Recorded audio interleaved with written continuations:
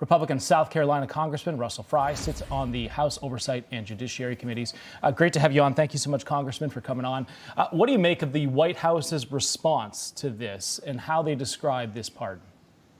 Well, I think it's a joke. I mean, if their lips are moving, that means that they're lying. They've covered this thing up for a long time. Hunter Biden had no qualifications to be on the board of Burisma. He got a job, made millions of dollars off of his dad's name.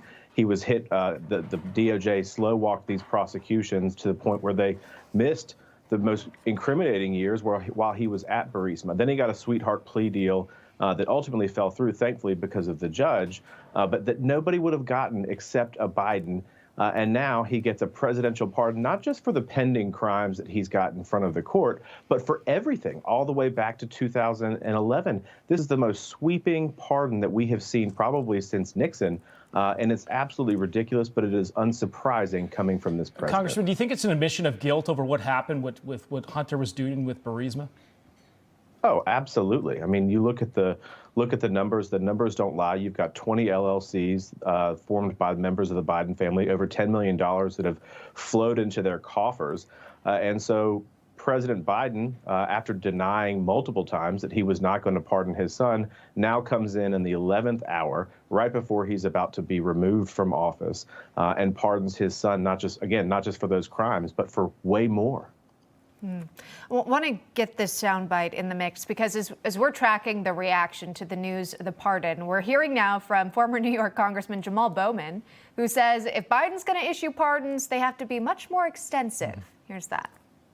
Don't stop at Hunter Biden. Thank you. Pardon the 40 people who are on death row right now to get them off of death row, number one. Number two, pardon the 3,000 people who are in federal jail for trumped-up marijuana charges, pardon them as well so they can get back to their communities and contribute to their economies. So what do you make of the congressman's comments there, the idea that there's some support clearly for this move on the Democratic side of the aisle?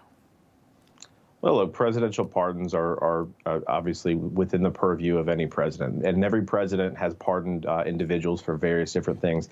The difference is that most presidents, unlike President Biden, have done so pretty respectfully to the charges that they currently have. Jamal's asking for blanket pardons for a whole host of things.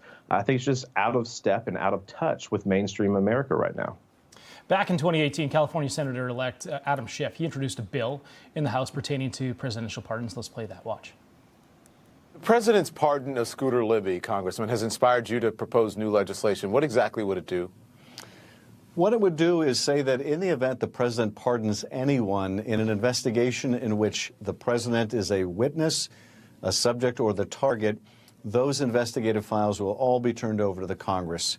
The Congress ought to know whether the president is using the pardon power to obstruct justice. The American people have a right to know. So having said that, I mean, should this apply now, given what we know about the investigations into Hunter Biden and when his dealings were overseas? I haven't looked at that particular piece of legislation, but I am curious to see how Adam Schiff might migrate his stance now that it is President Biden. But again, any legislation, the purview of pardons is within the executive branch. It always has been. It's in the Constitution that way for a reason. And so, as a 10th Amendment guy, as a believer in the Constitution just in general, where states can control, let them can control. But where branches of government have unique authority, let them govern that. But in good faith. I mean, this is what I view this pardon as. The current pardon of Hunter Biden is not offered in good faith. It's very sweeping. It's unprecedented. And so there's a lot of different ideas out there. I would be curious to see this particular bill.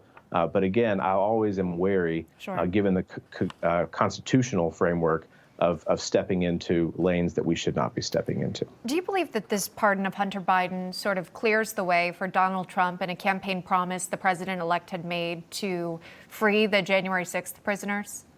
Well, I think he had said that pretty unequivocally on his way while he was campaigning. And so I expect him to do that. But again, I also expect that the president is going to do it responsibly, as he has before, in a way, not have these things, much like the Hunter Biden pardon, where it's just unprecedented. But the president certainly campaigned on that, and I fully expect him to deliver on that. Information, truth, is freedom.